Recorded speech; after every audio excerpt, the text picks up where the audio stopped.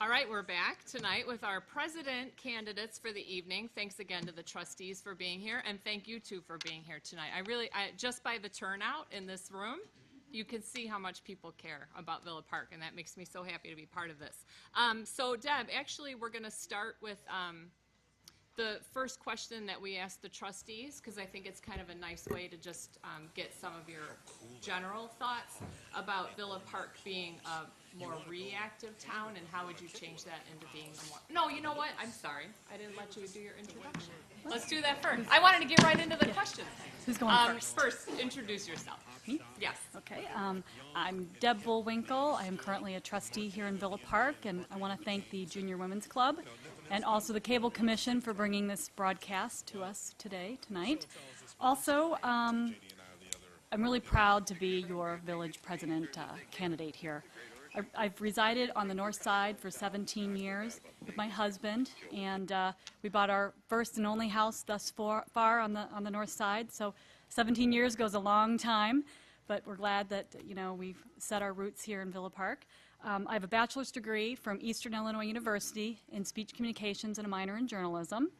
And I'm utilizing my business skills as well as my education. I'm currently self-employed as a communications consultant, and I also do event and meeting planning and some voiceover work too, now and then. Also, I've served on the Environmental Concerns Commission and other volunteer committees. I've also served and continue to serve as a neighborhood watch block captain. Started that on my block, 500 block of North Douglas Avenue. I'm also a member of the Chamber of Commerce, very proud member. And I was urged to run for trustee 4 years ago, which bolstered my belief that I could get more involved and really make a difference. I felt I could use my education, my business skills, and my community service in this town, because I really love this town, and it's been quite an honor to serve thus far. When I ran for trustee in 2009, I was the top vote getter, had 2,250 votes, very proud about that.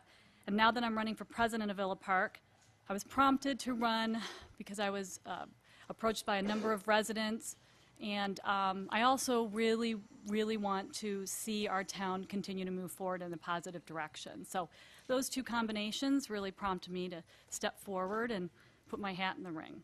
And also, I also want to thank the Villa Park Professional Firefighters Association for providing me with an endorsement, and also for the Daily Herald. They've also endorsed me in this election as well. So all of that combined really brings me here tonight talking with you as your candidate for president. So thank you. Good. Thank you, Deb. Thank you very much. And John, how about you? A couple minutes to introduce yourself. When did you decide to run? Why did you decide to run? Thank you. I'd too like to thank the Junior Women's Club for inviting us tonight. Very kind of you. It's good civic service you provide here. Appreciate that. I want to thank the village for allowing us to use their space, and also the Cable Commission for broadcasting and rebroadcasting this event over and over and over again. Also, thanks to everyone for attending. Tremendous showing of support and interest, and we just thank you so much. It's very kind of you. And thanks to everybody at home watching on TV too. I know there's some people that had to leave. They couldn't find any space, so they're watching at home. So thank you so much. Briefly, my name is John Heidelmeyer. I was born and raised on the northwest side of Chicago. My father was a Chicago police officer. My mother was a homemaker. My father passed away when I was very young. I was 3 years old. Died of a heart attack. My mother and I, she never, there was nobody that could replace him, so she never remarried. So it was just my mom and I. My mom did, I think, a pretty good job. She was just a very nice woman who taught me much of what I know about life, really, and about being a decent person. The rest of that I learned from my wife, because she'll tell you I did. So. My wife and I, speaking of my wife, we've been married for 30 years. March of 1983 was a big year for me. In March of 1983, I married Jane on March 5th, and then on March 17th, I went into the United States Air Force. I spent 5 years in the Air Force as a security policeman, gained a lot of leadership skills and hands-on leadership experience there. After my service in the Air Force, I came to Villa Park, found it on a map, took a test, and next thing you know, I was hired by the police department. I worked in the police department for over 23 years, started out as a patrolman, was a sergeant, a watch commander, and then eventually the police chief. Also during that time, for about 10 years during that time in Villa Park, I worked with the local union, the Patrolmen's Union, and also I started the Sergeants Union. That was interesting. I started the Sergeants Union as a sergeant, and then I finished that contract negotiation as the chief of police. It was kind of peculiar. Anyway, I've done that. I was always interested in sports when I was a kid, got interested in law as I got older. Coached a lot of sports too, as also coached for 18 years either baseball or softball with my kids. There's 3 reasons why I'm running. 3 reasons. Number 1, the overwhelming support that the people of Villa Park have shown me. Very kind. Without question, that's the main reason I'm running. Number 2, this is just really an extension of what I've done. I've served the public for 29 years. This is really just an extension of that. I'm retired now. I've got the time to do it. And then the 3rd reason, and this is, I think, paramount, I don't believe this is the best Villa Park can do. I hear people talk much of the time. I think Villa Park is a diamond in the rough. I really do. I think there's absolutely no reason why Villa Park shouldn't be one of the best municipalities in the state. Good, thank you. Okay, so now we'll get on with the questions. John, I'm going to start with you, and just as a reminder, you guys have 2 minutes apiece to answer each question. John, we've talked tonight about Villa Park being more of a reactive town. What is your plan on making Villa Park more proactive? First of all, I think we need to be honest about the challenges we face as a community. We need to clearly identify those problems and not sugarcoat them. If there's a problem and we have an issue, you should be told about it. I think anything else is really kind of counterproductive. I think we need to review what we've done in the past and why certain things have caused problems for us. I also think we need to identify key stakeholders and staff members who can help us in these areas. I think you gather information from them about what's happened. The staff in particular, I think, can be helpful in this area. We need to set a high bar for our staff. Our staff, their job is to be proactive. They're experts in their fields, and they should be out in front of that knowing what these warning signs are, what these potential problems are. They should see those things coming.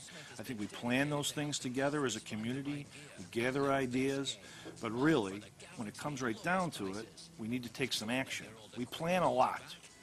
We got a lot of plans. We need to do something about those plans.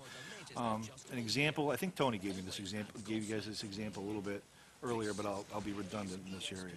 In 1986, there was a local village official who said that our pools were deteriorating, and that we needed to do something about it. Now, 17 years later, folks, we're still having that discussion.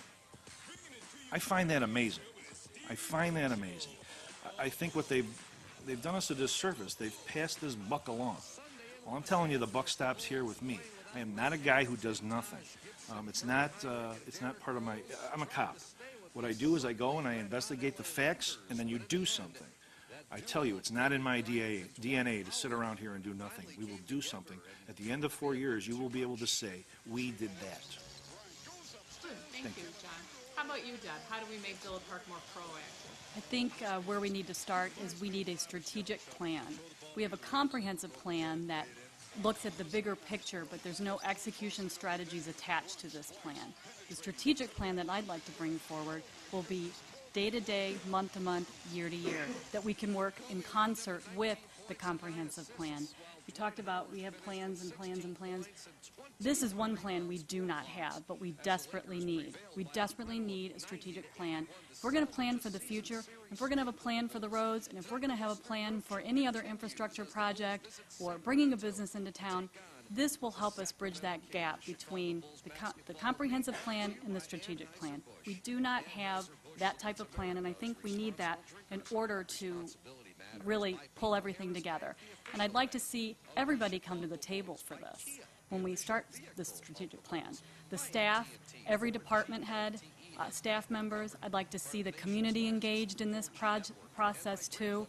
It's going to take an entire village in order to make a strategic plan happen. It's not just one person, two people, it's a team effort. And that's really what I want to bring to the table here. Another thing I'd like to do is do more town hall meetings, things like this, where we see the community coming together. We have a room full of residents and business owners here tonight with us to hear what our ideas and what the goals are. And like to do more of this to hear more of what the resident concerns are and how we can bridge those gaps as well. Because, we don't put our heads in the sand. We don't pretend like we're not aware of problems. We know we have our fair share of challenges, but and we do what we can to face them head on. And so I just would really like to, prepare the strategic plan, and then we would also really assess that plan on a regular basis to make sure that we continue to stay on track. If that plan is going to be successful, we have to assess ourselves. So. Good, okay, thank you. Moving on to the next one. We talked a bit tonight about transparency and trust with the government and between the citizens. Deb, we'll start this one with you. How do you feel that you move forward with a whole transparent governing board when both of you and all of the board members have been maybe parts of things that have been not transparent? I'll tell you what, there was a wake-up call for me, and it was when last June the village learned that we had a failing score, a failing grade, 41.1% to be exact, that the Illinois Policy Institute gave us. That really was a wake-up call for us, as far as I'm concerned. But the village took it very seriously, and we're doing something about it. And we have done something about it. Most notably, on the village website, there's a tab that's Transparency in Government. It's very detailed. It goes down. You can get your board minutes, your board agendas. You can Freedom of Information Act requests. It tells you how to do that. Annual budgets and audits. It drills it down to the vendor and union contracts that we have. Taxes, the bidding process. There's a lot of other items that are listed on that website that have brought us up more to speed where the transparency is concerned. That failing grade was really, like I said, a wake-up call for me. But within 5 months of that failing grade, the Illinois Policy Institute presented the village with a website transparency award on November 26th. And we're right around 90% now. And that represents right around 10% of the government agencies are in that category at that percentage level. So we're pretty proud of that. We listened and we did something about it. And I'd also like to bring forward actually a PR marketing plan that would be under a public awareness campaign. We don't have any public awareness campaign that could actually help us bridge that transparency gap. It's another mode of communication for this village. We talk about it all the time. How do we come up with new strategies to communicate with the village residents and with the business owners? That's another avenue that we can do right now. The staff is trying to do what they can in terms of press releases and things like that. This is a really important component to the overall communication strategy that does help fill the gap for transparency issues. And over the last 4 years serving as your trustee, I've seen what course corrections needed to be made. We've had to make some very difficult changes in this village. We all are aware of those changes. Some are more obvious than others. But there comes a time, as your elected official, you have to do what's in the best interest of this village. And when you sit up here, sometimes you're faced with some doozies, I'll tell you right now. It's not easy. But I didn't sign up for anything easy. I signed up to do the right thing. And as your trustee, I have done the right thing. And as your president, I will also do the right thing. Good, thank you, Deb. How about you, John? How do we move forward as a more transparent and trustworthy board? Let me just say, the manipulation of information by really any village government shouldn't be tolerated. No information really should be kept from the public unless it's required to by law. There's certain things. I think with the manager's assistance, I'll be able to make every attempt to release all executive session minutes. There's no reason they can't be out there for the public to view. I have a proven track record, I think, in this, ensuring that information is shared.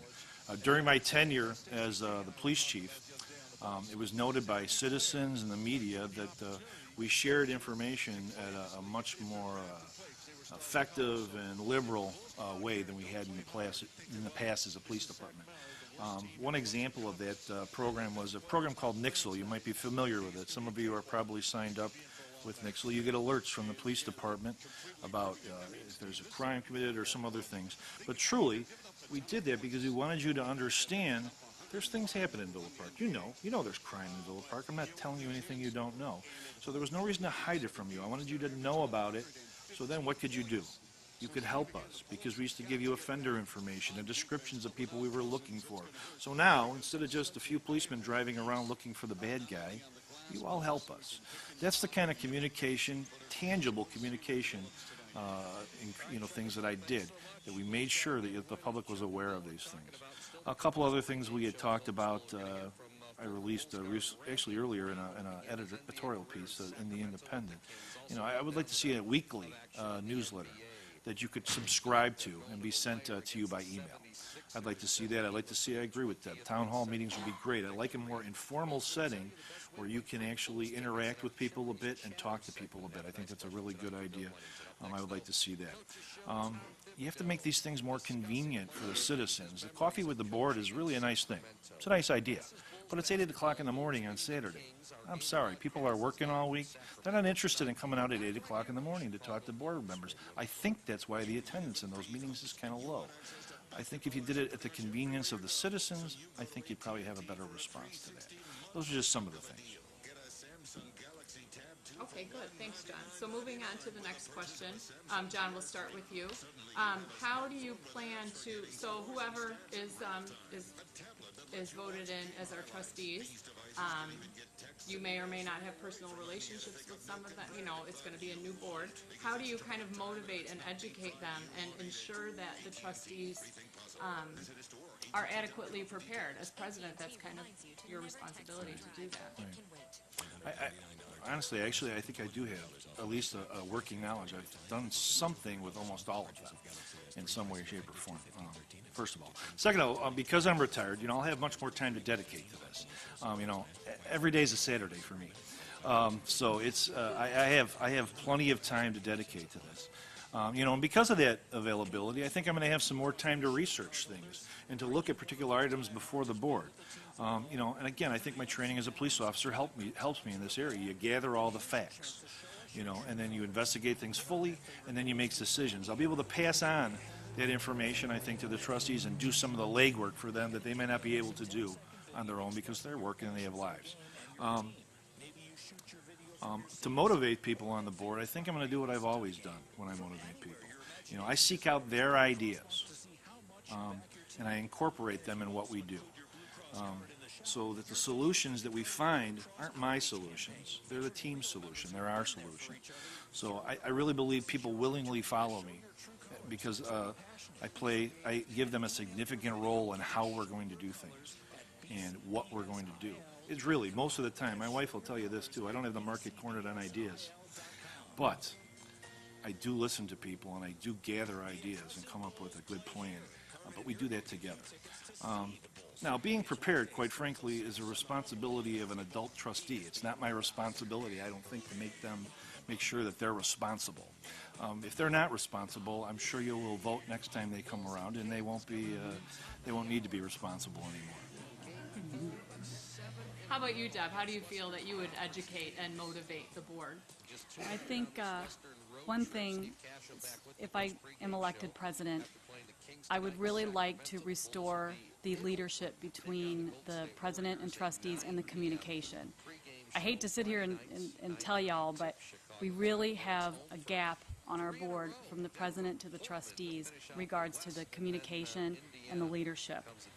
Communication is really key to healing a board, and I think that we can work towards that goal and really heal that gap that we currently have.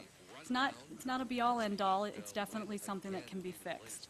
And I'll be doing this by establishing a consistent line of communication between the president and the trustees to help foster the trust, inclusion in a team environment. If I'm elected president, the board will receive regular email updates from the president. We're not really getting that right now. We have communication between the village manager and the board. That has really stabilized. But in terms of hearing from the president and being involved and engaged, we don't have a whole lot of that right now. I also would like to connect one-on-one with the board prior to meetings so we talk about the agenda, we hash out our questions, we hash out the concerns that we might have before the board meeting. So when we come up here, we do this one-on-one, we have an idea of where we all stand. So that's just another avenue for the communication flow. I'd also like to reestablish, we had a calling tree at one time, and we don't use that now. I'd like to reestablish that. It's just another mode of communication that keeps everybody in the loop and everybody on the same page as we're moving forward. If a disaster hits, a storm strikes, whatever. We do use Nixle for that, but it's also good to hear once in a while from your president and find out what's going on and that type of thing. And also, perhaps we'll do a board retreat where we come together as a board, we hash out our differences right then and there, so by the time we hit the ground running, we can put everything behind us, whatever that means, we can start with a new slate. It's all about communication, in my opinion. Yes, it is. So Deb, we're going to start with a new question for you. And this is one that we heard from several citizens talking about changing the structure of the Villa Park government. Would you, and if so, why, and what would you change? I would not change the form of government, the structure of government. Balance of power between the manager and trustees is a very good thing. It helps keep things in check. You give power to all one person, for example, it's not really a good, safe place to be. You really need to have that equilibrium to make things work and chug along as healthily as it can. I'd also like to do in-depth evaluations where we have areas of need, areas that need to be improved. We are always going to be assessing those areas. So we're not going to, like I said earlier, we're not going to hide our head in the sand and pretend like we don't have problems. We do. We are like everybody else. We have our challenges, but it's all on how you face your challenges. I will continue to focus on maximizing our resources whenever possible. We'll focus on the efficiency and management techniques that we've been using to streamline our processes that we've got in place now. Having lived in Villa Park for 17 years and currently serving as your trustee, it's been really a unique opportunity to sit here as a trustee, but also be a long-term resident. You know, I see, from a long-term resident's perspective, the services that are available, and then I'm up here responsible for making sure that the services are delivered. So it's a very interesting dynamic that we have up here, wearing all these dual hats. But it does offer me the incredible and privileged opportunity as a member of this board to focus on also the personnel, the management, all those issues that we do encounter from time to time.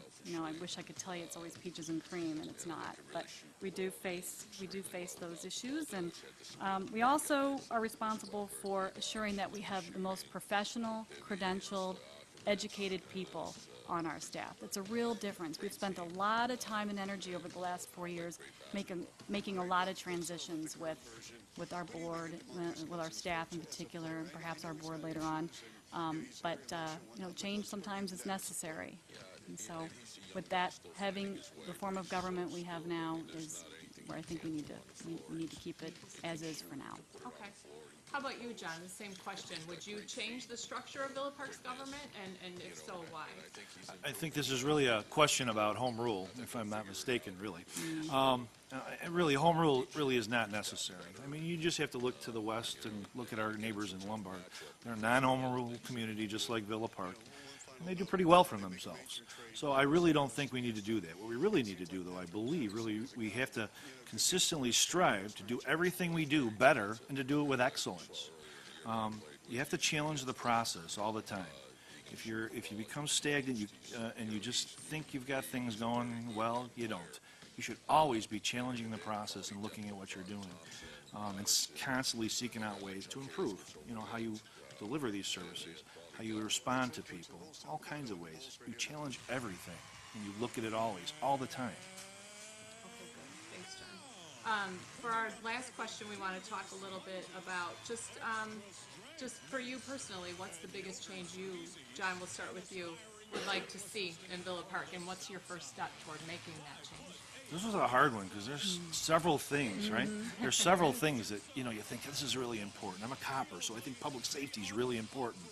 But really, truly, I think, quite frankly, the development of the North Avenue TIF district is really paramount to what we need to do. Revenue generated up in this TIF and other ones, this is what's going to help us pay for the things we want to do, So I really think that it's what we're doing just really kind of hasn't worked tremendously there. We need to try something different. I would do two things, really. Sorry, I know you asked for one, but I'm going to do two. Okay. Two things. First, what I like to do is I like to sit down with developers, and I want to find out, why don't you come here? I want to know that. Now, I know there's developers that approach, when you're running for office, there's developers that approach you about things. And I've done a small sample of that, but I want to talk to a larger group of people. I want to know, I have my ideas why they're not coming, but I want to know from them firsthand why they're not coming here and what can we do to get you to come here. I think that's very important. You need to know what the problem is. And then secondly, I think what I'd like to try to do at the very least is I'd like to outsource some of this stuff. I'd like to outsource economic development in this particular area by using, commercial real estate developers and getting them involved. They're paid if they're successful. If they're not successful, they don't get paid. That's the real world, right? That's how it works. I'd like to see that a little bit. Okay, good. Thanks, John. How about you, Deb? What's your or maybe two, what's the biggest change you'd like to see? And more importantly, how do you make it happen? I think under the economic development umbrella, we'd love to see a lot more. North Avenue, things are happening now on North Avenue. I think one of the trustees earlier mentioned we have roofing supply coming to a 10-acre parcel of land off of Addison Road and North Avenue. That'll be happening within the next 6, 8, 10 months. But we also have something very exciting happening with North Park Mall. That property is currently been sold and is in the process of going to be redeveloped someday. There's a process that is underway right now. We're very excited about it. It's a huge part of our North Avenue right there. But taking it a little bit further than that, so that can be a catalyst to the economic development and the redevelopment that is coming to Villa Park. Taking it a step further, I would also like to see a hotel come to the area near the Odeum Expo Center. We have an expo center, but we don't have a hotel to go along with it. But yet, they draw groups, they draw business coming in from all over. The sporting events and the dog shows and craft shows, you name it, they draw it to Villa Park. But the people need to stay somewhere, but they're going to our neighbors, to the east and west, south, they're going anywhere but here because we don't have a place for them to stay right now. So I'd like to see a major development happen in that area. It can also be an entertainment venue. It can also be restaurants. We can make it whatever we want it to be. That's the beautiful thing. We're not overly developed right now. So we have a lot of opportunity here under that economic development umbrella. And I really do think things can really happen. Another thing I've mentioned, I'd like to go back and revisit with all of this development that we expect to occur in the next, these are some long-term plans, but you have to start sometime. An underpass or an overpass. We've heard a lot about that. We've talked a lot about that over the years. Long before I became a trustee, there was a lot of lip service, but nothing's really happened with that. I'd like to kind of ramp those efforts and conversations back up again. Look at what's feasible. What have we already talked about? What have we already found in our research? Come together and let's start making something happen with that. We have this need in town, especially as our redevelopment escalates. We have development that's coming to the train station area, the transit-oriented development area. We've got pockets of town that are going to be experiencing redevelopment very shortly. So with that, I think we really need to start looking at and revisiting the underpass or overpass concept. So. Okay, good, thank you. That's it for our questions so far, but I did want to give each of you just a minute to wrap up any closing thoughts. John, we'll start with you for that. Thank you. Again, thank the Junior Women Clubs for having us. Appreciate that. Thanks everybody for coming. Those of you at home, tremendous. Appreciate that. Let me tell you, basic bottom line for me is this election is about leadership. Bottom line. I'm a proven and tested leader. I have almost 29 years of hands-on leadership experience. Now, Deb's a very nice lady. Please don't misunderstand anything I said. Really, she is a very nice lady. She doesn't have the leadership experience I have. She doesn't have the experience of leading people like I have. That simply can't be matched by anybody in this field, with the exception of Gerdak, maybe. My opponent, I'm sorry, but really, the reason people, I really do, they follow me, and I'm sometimes baffled by that, but really, it's because of really one reason. I instill a shared vision. It's not John's ideas. It's our ideas. It's an overriding leadership principle that I wholeheartedly believe in. Any group that I've led, any team that I've led, any organization I've led, when I've done with it, it's better off that I've been there. I'll do the same thing here. I can do that again. actually, better said, we can do that again. Thank you very much. Thank you, John. And Deb, a minute to wrap up. Thank you. All due respect, I feel like I've also provided leadership. I've been up here for 4 years. I've been a business owner since 1999. Part of my other world is working with people and bringing people together. That's what leadership is all about. We're not always going to agree with each other on what happens up here. But at the end of the day, I can sit here and tell you and look everybody in the eyes and tell you that every decision I've made up here has not been done in vain. The things that we are faced with up here on a daily basis would blow your mind. Sometimes they're easy decisions, sometimes they're very difficult decisions. More oftentimes than not, they're very difficult decisions. But when I took the oath to be your trustee, I promised you that I would sit up here and make those difficult decisions when necessary and when required. And I'm not afraid to do that. I've never been afraid to make the right decisions, ever. And as your president, I will continue to make the right decisions. There's never a day that goes by that I don't take this job seriously. It's really incredible sitting up here, and it's an incredible honor to boot to sit up here, to be the top vote getter in April 2009, and then to be sitting here in front of everybody tonight talking to you about my desire to be your president for the next 4 years. It's pretty, gosh darn incredible, and we've got a full room of incredible residents from wall to wall, door to door, standing in the hallway. You know, at the end of the day, I'm here to serve your community, and sometimes that requires really incredibly difficult decisions. But I can tell you, as a leader up here as a trustee, I've done it before, and I can do it again. And I can also bring people to the table, and we will get things done. The next 4 years, very exciting. We are poised for the future. We really are. We need to have the right leadership up here to make that happen. And I think I'm your candidate for that. Thank you. Thank you. Thank you both. Thank you both for coming.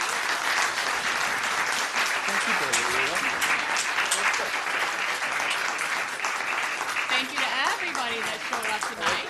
We're so happy to have you here. Good night to the folks watching at home. And see you at the polls. Thank you, Angie, again. Thank you. Thanks to my committee for making this happen. Yeah, we won't bring them up again. There's just not the room to bring them all. Just a reminder for everybody, you can watch this forum as well as the previous forum on our cable channel at 6 p.m. every night except Monday, now until April 9th. You can also watch these forums within 48 hours from today on our YouTube channel. Please go to TV VP Style, www.tvvpstyle.com, and hit watch.